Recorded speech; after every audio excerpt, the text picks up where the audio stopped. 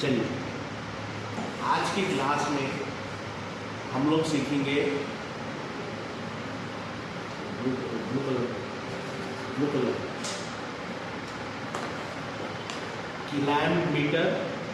किलैम्प meter और multimeter के बारे में। क्या नाम है इसका? इसका नाम क्या है? दोनों के फंक्शंस ऑलमोस्ट सिमिलर है, दोनों के फंक्शंस ऑलमोस्ट सिमिलर है, बट वेरिएशन है। कुछ जगहों पे सिर्फ और सिर्फ किलैम्प ही काम कर सकता, मल्टीमीटर काम नहीं करता। कुछ जगहों पे सिर्फ मल्टीमीटर काम करता, किलैम्प मीटर का काम नहीं कर सकता। कुछ जगहों पे दोनों में से कोई भी एक यूज कर ले तो काम करता।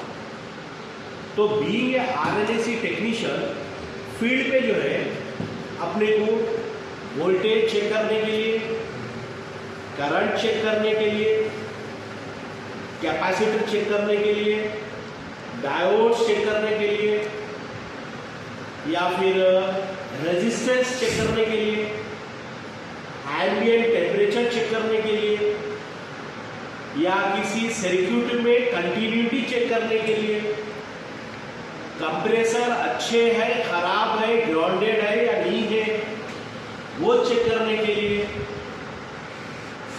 या थोड़ी देर चलने के बाद सिस्टम के अंदर प्रेशर टेम्परेचर डिफरेंट रहता, वो चेक करने के लिए, टेम्परेचर चेक करने के लिए। तो ये बेसिकली किलैम्प मीटर और multimeter devices small, functions are very big. Clamp meter और मल्टीमीटर डिवाइस छोटे हैं, काम बहुत बड़े बड़े करते हैं लोग। हाँ, ऐसा बोल सकते आप। और मैं समझता हूँ बीइंग आरएलएसी इंस्ट्रक्टर, अगर कोई टेक्नीशियन, कोई आरएलएसी या आईटीआई स्टूडेंट अगर किलैम्प मीटर और मल्टीमीटर ऑपरेट नहीं कर सकता, या फिर इस दो डिवाइसेस की आपके पास अच्छी तरह से जानकारी नहीं है, तो आप टेक्नीशियन नहीं हो। जैसा कि अक्सर अपन सुने होंगे, इंग्लिश की ग्रामर सीखे तो इंग्लिश अच्छी आती है, सीखे ना अपन। उसी तरीके से आरएलएसी फील्ड के अंदर जब तक आप किलैम्प मीटर और मल्टीमीटर पे इस्तेमाल करने में एक्सेलेंसी या परफेक्टनेस नहीं लाएंगे, जब तक आप टेक्नीशियन अच्छे परफेक्ट नहीं होंगे। आपको ट्रबल शूटिंग करना है, मेंटेनेंस करना है, कुछ फॉल्ट इजी पकड़ना है, तो ये दो डिवाइसेस इस्तेमाल करना आपको परफेक्टली रहा। टेम्परेचर भी मालूम कर सकते हैं आप। क्या क्या बोला मैं, इससे पहले क्या क्या हो सकते हैं आप? सबसे पहले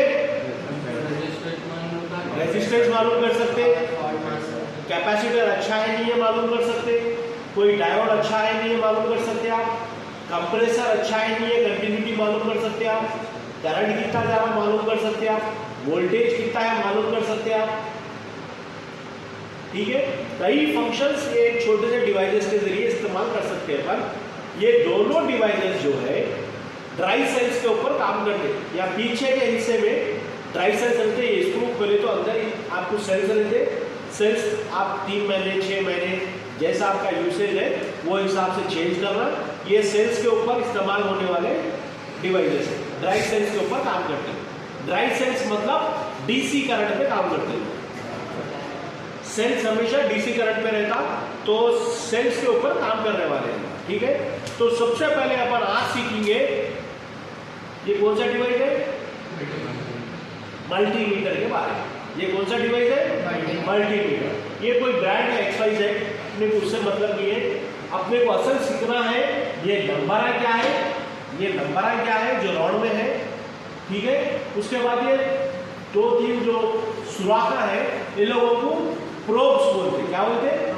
प्रोब्स। ये टर्मिनल्स में अपन एक ऐसे ही कार्डिया लगा, ये जो दिख रहा, ये जो दिख रहा, ये आके इसमें बैठते। तो कौन सी चीज काम पे लगाए तो क्या फायदा होगा, अपने को आज वो सीखने का है। ठीक है, सबसे पहले बढ़िया, सबसे पहले अपन देखेंगे इसके अंदर। देखो आप ब्रांड वगैरह के बाद यहाँ पे देखिए आप ऑफ का बटन लिखा हुआ है और एक छोटा सा एरो का निशान बना हुआ है, दिख रहा है आपको?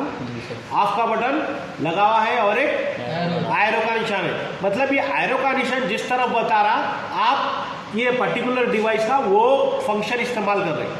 ये एक ही डिवाइस में बोला कई चीज़ों को इस्तेमाल में आता, तो आपको क्या चीज़ की ज़रूरत है ये एरो उस तरफ कर दिए तो आप वो काम आप ले सकते हैं इससे, वो सिंबल पे रख, ठीक है? वो सिंबल पे रख देना। ओके, फर्स्ट ऑफ पे है, यहाँ देखो कुछ भी नंबर नहीं दिख रहे आपको। ऑफ पे है, नंबर कुछ भी नहीं दिख रहे। मैं थोड़ा फिराया, नंबर चालू हो गए। और किस पे लाया मैं ये? V, ठीक है? V के ऊपर देखो आप दो निशाना बने हुए हैं, एक सीधी स्ट्रेट लाइन जा रही और एक ऐसा वेव के टाइप में जा रही लाइन। तो V सबसे पहले V stand for voltage. Voltage जो अक्सर अपन लोग घरों में फील करे होंगे, बरसात वगैरह V तो अपने बल्ब नहीं तो फैन टिक टिक टिक थोड़ी देर मार लेता है, चिक मार लेके बल्ब खराब हो जाता, तो वो बेसिकली वोल्टेज प्रॉब्लम की वजह से होता, हाई या लो होने की वजह से होता। बाद में बल्ब छोटा 100 बत्ती का बोला, 50 बत्ती का बोला, एकदम ठीक है? ये एक प्रॉब्लम। दूसरा, आप लोगों का भी शॉक लगे हो कभी देखो, वोल्टेज जितना ज्यादा रहेगा उतना ज्यादा आपको शॉक लगेगा, उतना ज्यादा डेथ के चांसेस है, ठीक है? तो वोल्टेज बेसिकली क्या है, आइए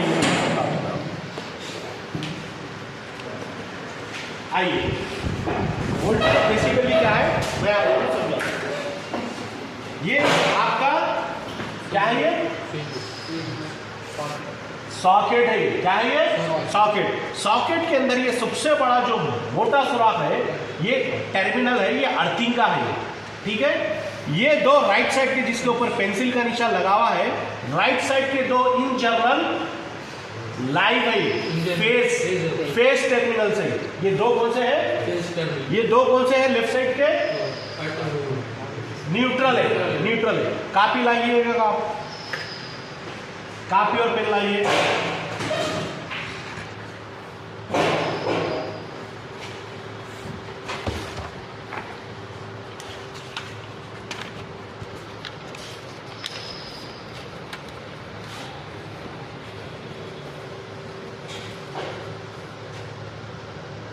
आप पीछे बताए ना,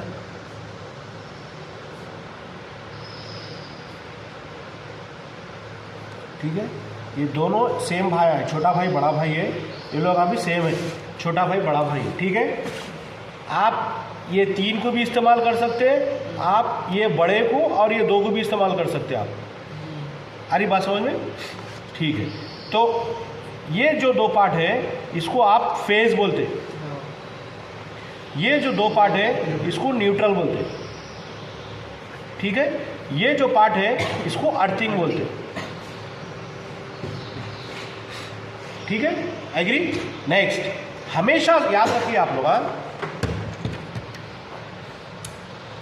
हमेशा याद रखिए आप लोग, फेज और न्यूट्रल के बीच वोल्टेज 220 से 230 रहना। कितना रहना? 220। फेज और न्यूट्रल के बीच कितना रहना? देखिए आप, ये फेज ये न्यूट्रल, ये दो को अगर मैं प्रोब लगा के यहाँ मेजर करा तो कितना आना मेरे को वोल्टेज? 220 से 230 आना। बास केसेस में 210 से 215 भी एक्सेप्टेबल है, बास केसेस में 235 से 240 भी एक्सेप्टेबल है।